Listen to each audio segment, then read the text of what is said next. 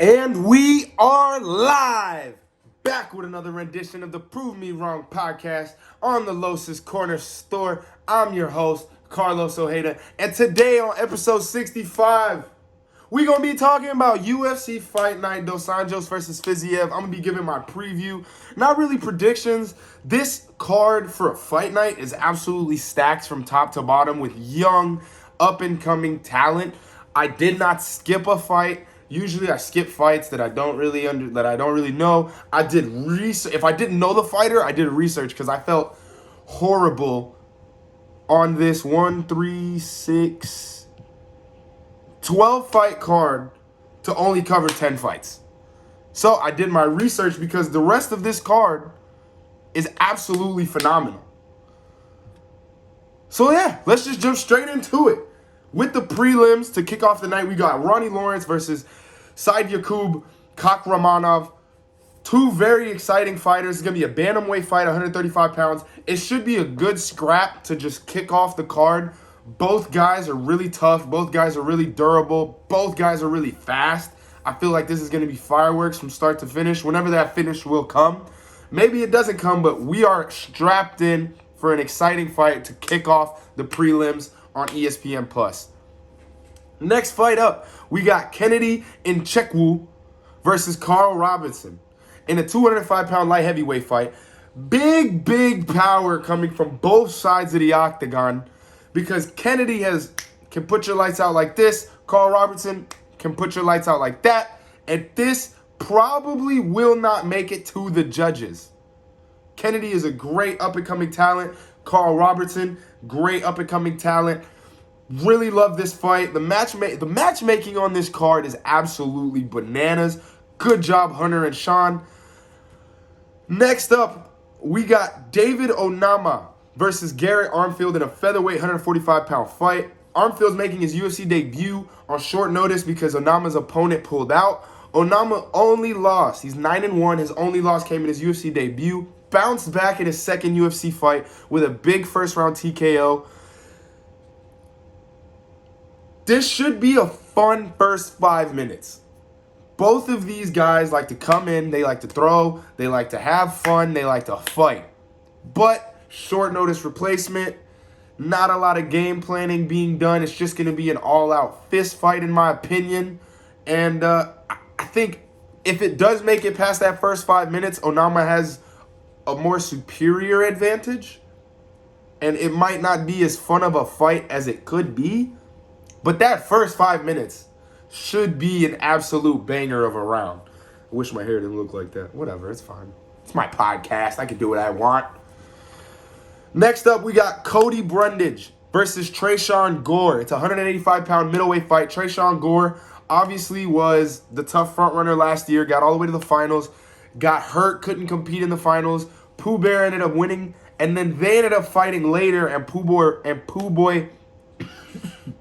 Bear won. I apologize. Pooh Bear won, so Tresean doesn't really get to call himself the Ultimate Fighter anymore. He was calling himself the Ultimate Fighter up until that fight. Clearly he's not.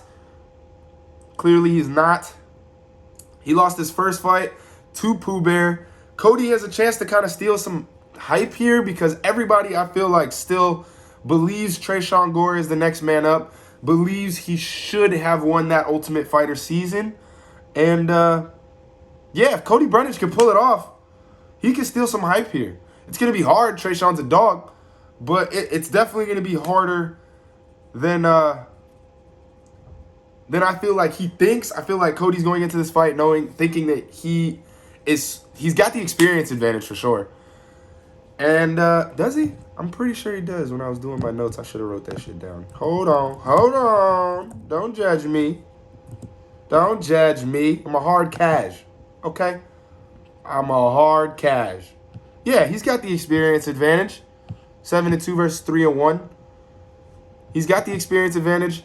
I think he's going to go in there and try to make it an ugly fight. I think Tresean's going to try to stand on the outside, pick, and then pop. This should be a banger, to be honest. I feel like Cody's going to do a good job of making it kind of a slugfest. I feel like the inexperience of Tresean is just going to show. It's going to... he's going to be able to get baited into that kind of dogfight that he shouldn't want to get into with Cody. I love the matchup. I love like I said, the matchmaking on this card is absolutely ridiculous. Again, Hunter and Sean are doing their fucking jobs. Cody versus Trayshawn should be an absolute banger. Faux show from start to finish. Next up, we've got a women's flyweight bout at 125 pounds. Antonina Shevchenko, little sister to Valentina Shevchenko, versus Courtney Casey, the All-American. No, I'm wrong. She's not American. I think she's from Australia. No, she's okay. Yeah, the All-American Badass. That's what I wanted. I knew I wrote that shit down for a fucking reason. I'm not dumb. But yeah, Antonina's looking to get back on track. She's had a couple tough fights. Courtney Casey is an absolute dog. This should be a fun and high-paced fight. Both of these women have good gas tanks. They both like to scrap. Antonina's probably a little more technical, but Casey's got that American like heart in her where she's just going to keep walking forward and kind of make this an ugly, ugly fight. This should be a great fight. I won't be surprised if this wins fight of the night or if this gets finished in the first round and that lady gets a performance bonus. Both of these ladies are absolute dogs. They are absolute killers, and I am looking forward to this fight so much. And to cap off the prelims, we've got Ayman Zahabi, little brother to Faraz Zahabi, the head coach at TriStar in Montreal, where George St. Pierre trains, where Kevin Lee trains, versus Ricky Turcios. It's a 135 bantamweight fight. Ricky won tough last year. It's his first fight since winning tough. Ayman, he's got all of the tools to make a run. He's a little older to be as inexperienced as he is. I think he's 12-2 at 32 years old. A little older to only have 14 fights. Ricky is younger.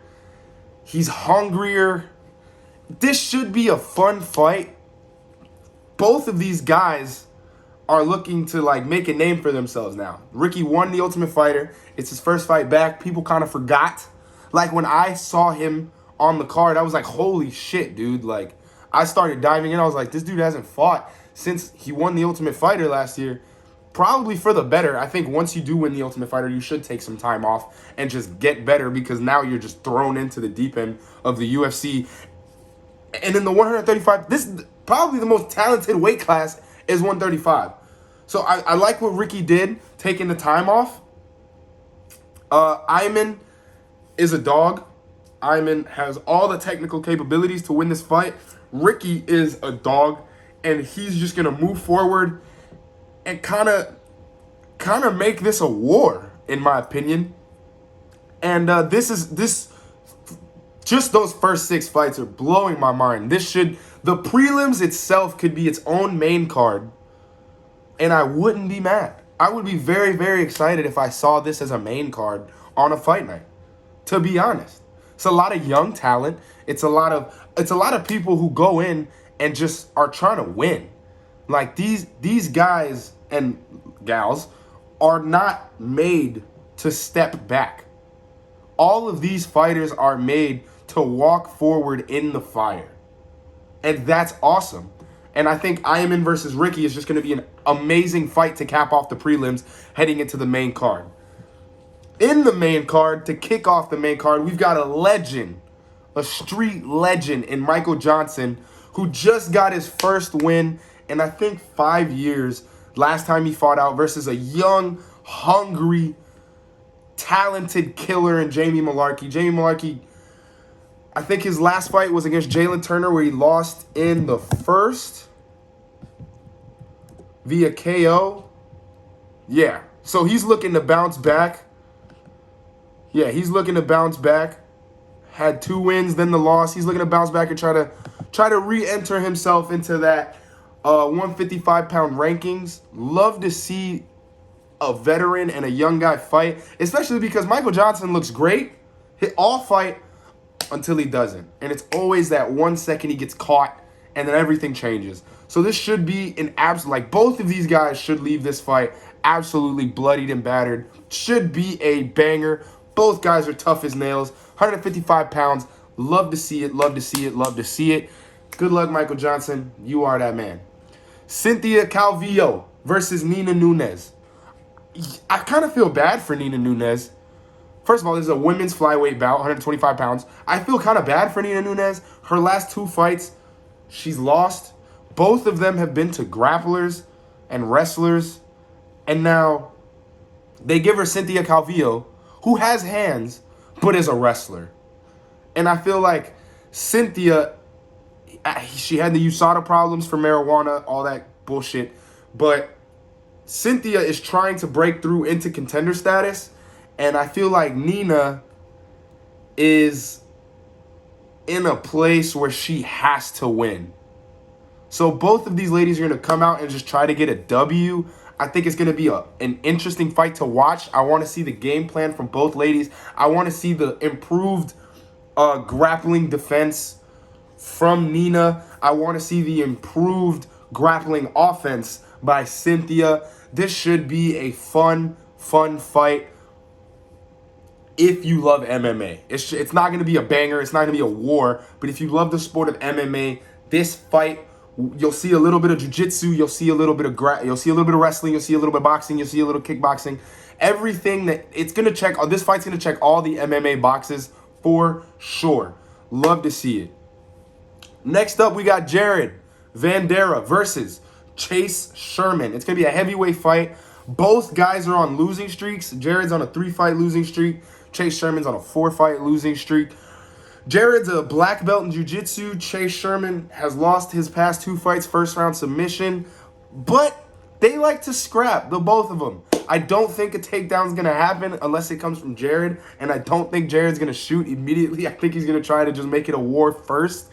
They're both probably fighting for their jobs. I wouldn't say that too harshly. I feel like Chase could lose this fight, be on a 5-fight losing streak, and still have a spot in the UFC. Heavyweight's kind of top heavy, so you need just those fighters in there. If this was a lighter weight class, I'd say that they're both probably fighting for their jobs. I'm still gonna say it just because I feel like it's the protocol. I feel like they should feel that way. Nobody should lose 3 fights, 4 fights in a row and still feel safe. But they probably will still have a job. And because they're going to feel like they're fighting for their job, I feel like it's just going to be a banger. I feel like these guys are going to come out absolute war and try to get this dub in spectacular fashion to show the UFC I deserve my spot here. Next up, we got Douglas Da Silva. Douglas Da Silva, Andrade. I don't... See, the problem with Brazilian names, they're beautiful. Portuguese is beautiful language. The problem is some people say Andrade, some people say Andrade. I don't really know how to say Douglas Da Silva Andrade. I'm going to go Andrade. If I'm going to watch the broadcast. If I'm wrong, I'm wrong. And I'll correct it when I do my recap. Versus Said Nurmagomedov. This is Khabib's cousin. Since he's the cousin, he's not the typical Nurmagomedov. He doesn't want to go in there and just pick your ankles and sit on top of you and beat your face in, which is awesome, by the way. He really wants to stand and kickbox from the outside, pick you apart, find the shots, and then boom, land the big one to put you down. And Douglas Da Silva Andrade has the jiu-jitsu, but he has the power as well. So I feel like this is going to be a nice stand-up war. We're gonna see a battle of striking power versus striking timing. I feel like if it goes into the later rounds, Said's going to be looking for that finish.